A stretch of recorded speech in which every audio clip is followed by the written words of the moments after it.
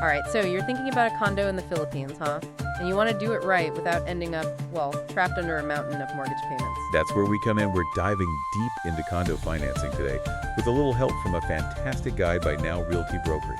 So no more just casually browsing listings and daydreaming. We're getting down to the nitty-gritty of actually making it happen. Exactly. Because let's be real, a lot of people fall in love with a floor plan or a view, but the financing, that's where things can go sideways fast if you're not careful. Okay, so no sugarcoating here, just straight talk about how to actually make those condo dreams a reality in a smart way. Absolutely. It's about setting yourself up for success from the get-go.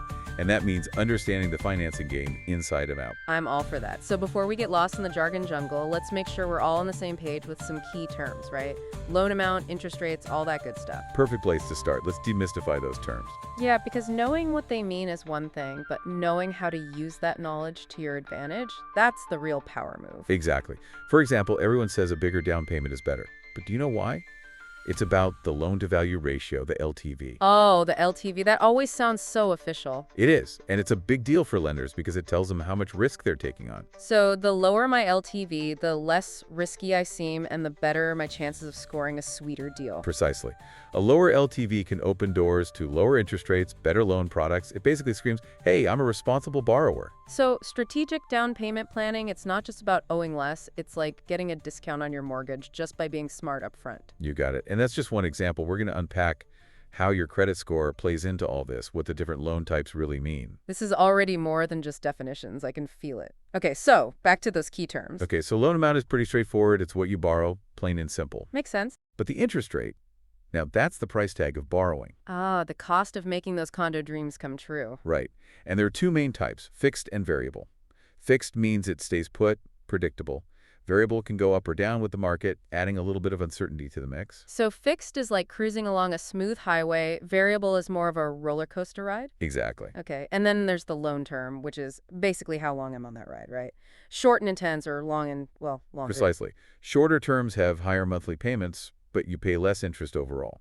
Longer terms ease the monthly burden, but you pay that interest for much longer. It's all about finding that sweet spot that fits your financial comfort zone. Right, you've got to find the balance that works for you. Okay, and then there's that word amortization that always makes me feel like I need a finance degree to understand it. Think of it as your monthly ticket to condo ownership. It's the breakdown of your payment, covering both the principal, the actual amount you borrowed, and that interest we were just talking about. Oh, okay, so it's like my regular subscription fee for owning my awesome place. Now, let's be real. Lenders aren't just going to hand over cash because we ask nicely. Definitely not. They're going to scrutinize your finances, make sure you're a good bet. Show me the money, or rather prove I can handle the money. Exactly. They'll look at your debt-to-income ratio. That's basically how much debt you have compared to what you earn. So the less debt I have, the better my chances of getting that loan. Pretty much. The lower your DTI, the more confident they are that you can handle those mortgage payments. Makes sense. And of course, they're going to check my credit score, right? Absolutely. It's a big factor. But hold on, not just good or bad credit, right? What kind of score are we actually talking about here to get those awesome loan terms?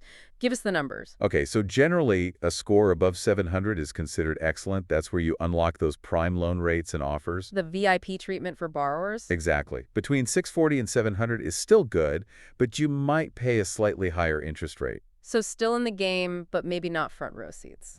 Right. Anything below 640, though, and things start to get a little trickier. So credit score isn't just a vague idea. It's a hard number that translates into real savings or costs. You got it. It pays to pay attention to your credit. Okay, so we know our credit score matters. Now let's talk about the different paths to actually getting that condo loan. Where do we even start? The most common route is bank financing. It's what most people think of when they imagine getting a mortgage. Makes sense. It's like the classic go-to option. Right. But banks are pretty strict. They have high standards. They want to see a solid credit history, proof of stable income, all that good stuff. So if you're rocking the freelance life or haven't been the most meticulous with your finances, this might not be the easiest path. It might be a bit more challenging, but it's definitely not impossible. There are ways to build up your credit and strengthen your financial profile. Okay, so don't panic if bank financing feels a bit out of reach. What are some other options? Well, there's Pag-IBIG financing. It's a government-backed program that's designed to help more Filipinos become homeowners. Oh yeah, Pag-IBIG. Isn't that mostly for first-time buyers, though? It can be a fantastic option for them, especially if their income is a bit lower or their credit history isn't perfect. Okay, so it's like a more accessible path to condo ownership for certain buyers. Exactly. It often comes with lower interest rates and more flexible terms than banks. That sounds almost too good. Is there a catch? Well, there are some eligibility requirements, of course. You need to be a Pag-IBIG member and have made a certain number of contributions. There are also limits on how much you can borrow. Okay, so it's not just free money for everyone. There are some rules. Right. But if you qualify, it could be a fantastic option. Got it. So Pag-IBIG is like a potential secret weapon for some condo buyers. What about going straight to the developer, cutting out the banks and all that? That's called in-house financing, and it can be convenient, for sure. Yeah, one-stop shopping sounds appealing. Right. But it often comes with higher interest rates. You might end up paying more in the long run. Ah, so convenience has its price tag. Often, yes, it's important to weigh the pros and cons carefully. Okay, noted. What about those no-interest deals I sometimes see advertised? That's deferred payment. It sounds amazing, right? Pay over time without that pesky interest. Like magic. But I have a feeling there's a but come in. There is. Sometimes it's tied to getting a big lump sum payment later on, like an inheritance or maybe a work bonus. Ah, so you're kicking that payment can down the road. Exactly. And you need to be absolutely sure you can handle that big payment when it comes due. Okay, so no matter which financing path we choose, it all boils down to being real with ourselves about our finances first, right? No point in falling for a fancy deal if we can't actually handle it. Absolutely. It's about finding that sweet spot between your condo dreams and your financial reality. And that's what we're going to dive into next, how to assess your financial capacity like a pro and start strategically planning for that condo purchase. Okay, so we've covered the basics, we've got our financing lingo down, and we're feeling pretty savvy about those different loan options. But now comes the real talk, figuring out what we can actually afford without ending up, condo poor. Condo poor, yeah, definitely not the goal. So how do we go about this whole financial assessment thing? Do we just add up all our income and subtract all our expenses? It's a bit more nuanced than that, but you're on the right track. Start with a deep dive into your income and expenses, what's coming in each month, and more importantly, what's going out.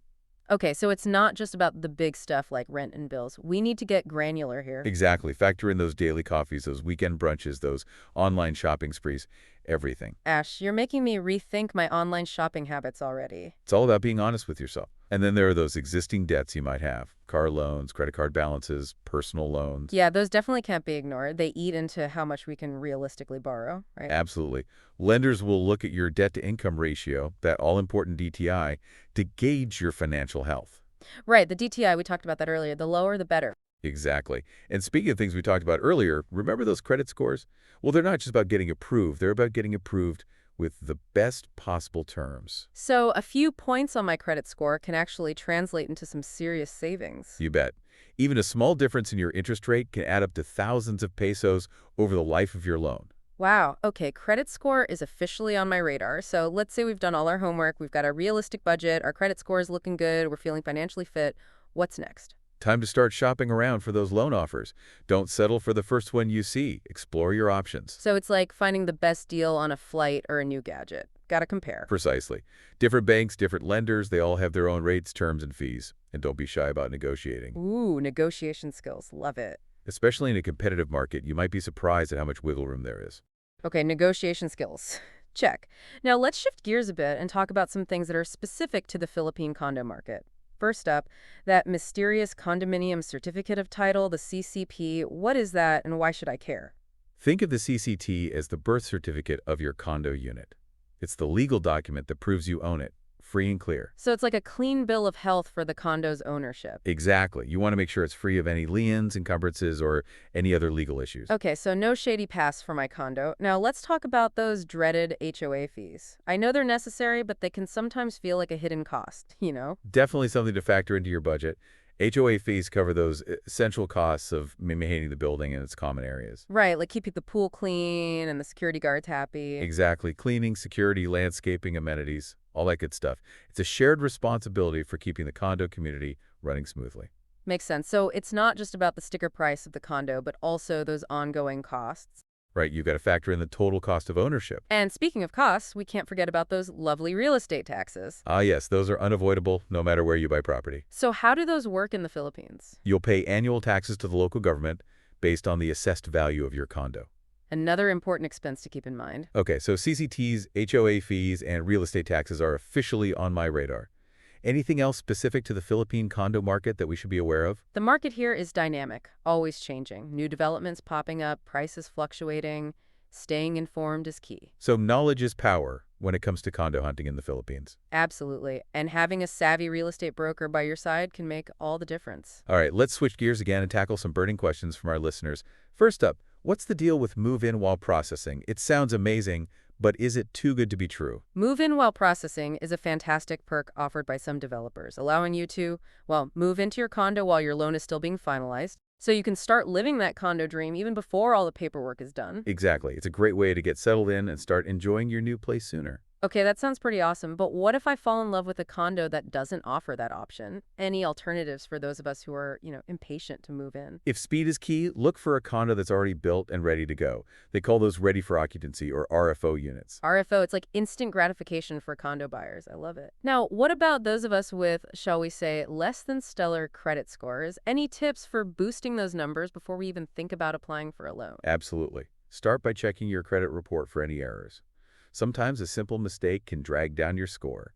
Then, focus on paying all your bills on time. On-time payments are like gold for your credit score. So responsible adulting is good for our wallets and good for our condo dreams. Got it. Now, what if I'm self-employed? Can I even qualify for a condo loan? Banks usually want to see those steady paychecks, right? It's definitely possible. Lenders understand that self-employment is becoming more and more common. You'll just need to provide extra documentation to show that consistent income stream. So it's more about proving you're financially stable, even if you don't have that traditional 9-to-5 job. Exactly. Tax returns, business permits, financial statements, anything that paints a clear picture of your financial situation. Makes sense. Okay, I'm sure many listeners are wondering, can I use my retirement funds for the down payment on a condo? While it's technically possible in some cases, I generally wouldn't recommend dipping into your retirement savings for a down payment. Yeah, those are supposed to be for, retirement. Exactly. Prioritize your long-term financial security. Explore other savings options or investment strategies first. Okay, good advice. Now, are there any government programs or incentives out there specifically for first-time condo buyers? Aside from Pag-IBIG, of course. There might be. It's always worth checking with the Housing and Land Use Regulatory Board or HLURB or the National Housing Authority, NHA, to see what's available. So a little research could uncover some hidden gems. Okay, last question before we move on. Condo developers, are there any red flags we should be watching out for when choosing a developer? We want to make sure we're not getting into business with, the shady ones. Great question. First and foremost, check their track record. Have they completed projects on time and within budget?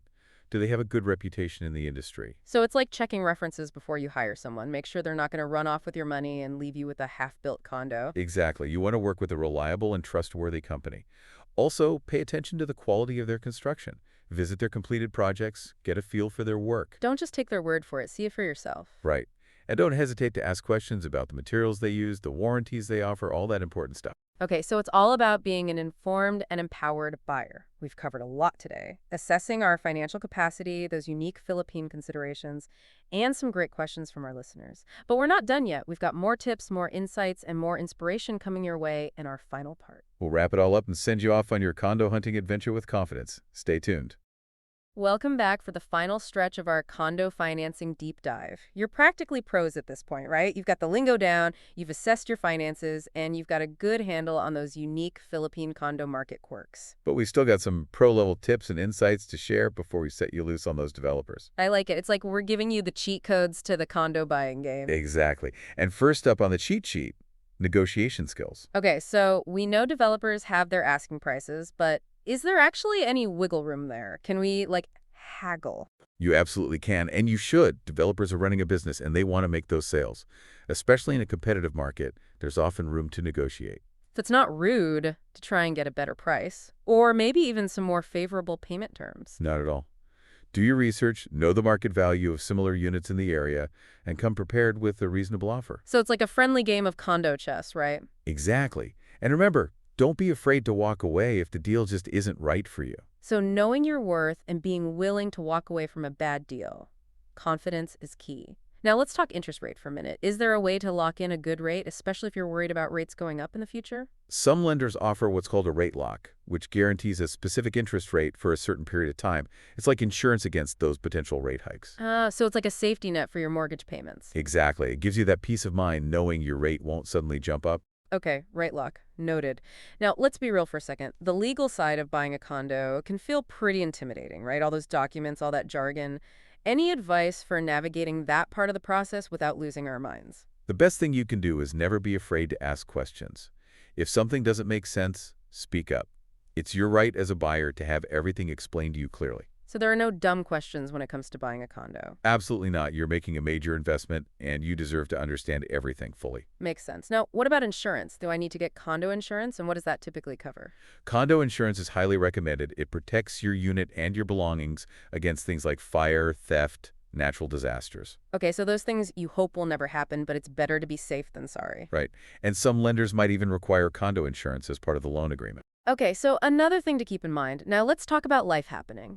What if your income changes after you've already got that condo loan, or maybe unexpected expenses come up? Is there any flexibility there? The most important thing is to communicate with your lender as soon as possible if you're facing any financial difficulties. So don't just bury your head in the sand and hope it goes away. Exactly. Lenders are often more willing to work with you if you reach out proactively rather than waiting until you're already behind on payments. So open and honest communication with your lender is key. Got it. Now let's fast forward a bit. What if you decide to sell your condo down the road? What are some things to keep in mind at that point? First, understand the current market conditions. Are condo prices trending up or down in your area? This can impact your selling price and whether you make a profit or a loss. So timing the market can play a role in maximizing that return on investment. Definitely. It's also important to present your condo in the best possible light. Make any necessary repairs, maybe stage it to appeal to buyers. So a little effort can go a long way in getting the best price possible. Absolutely. It's all about making that condo shine. Okay, before we officially wrap up this epic condo financing deep dive, I want to circle back to something I've talked about throughout this episode, working with a real estate broker. A good real estate broker can be your secret weapon in this whole process. They know the market, they have access to listings you might not find on your own, and they can help you navigate all the complexities of buying a condo. So they're kind of like your condo hunting Sherpa, guiding you through the mountains of paperwork and negotiations. Exactly. They can save you time, stress, and even money. Okay, so a good broker is a valuable asset, but how do you find one? Any tips for vetting them and making sure they're the right fit for you? Look for someone who's licensed, experienced, and has a proven track record. Don't be afraid to ask for referrals or check online reviews. So treat it like any other important decision. Do your research, ask questions, and make sure you feel comfortable with the person you choose. Right. It's a partnership, after all. Awesome. Well, I think we've officially covered everything you need to know about condo financing in the Philippines. From understanding the lingo to those market-specific nuances, you're now armed and ready to take on the condo market. We've had a blast sharing all this info with you, and we hope you feel empowered to make smart decisions on your condo journey. Remember, buying a condo is a big decision, but it can also be an incredibly rewarding investment, both financially and personally. So take your time, do your research, and don't be afraid to ask for help along the way. And most importantly, envision that dream condo life. What kind of space do you want to create? What amenities are a must-have? What kind of communities you want to be a part of? Let those aspirations guide your search, and know that with the right knowledge and preparation, those condo dreams can definitely become a reality. Happy condo hunting, everyone.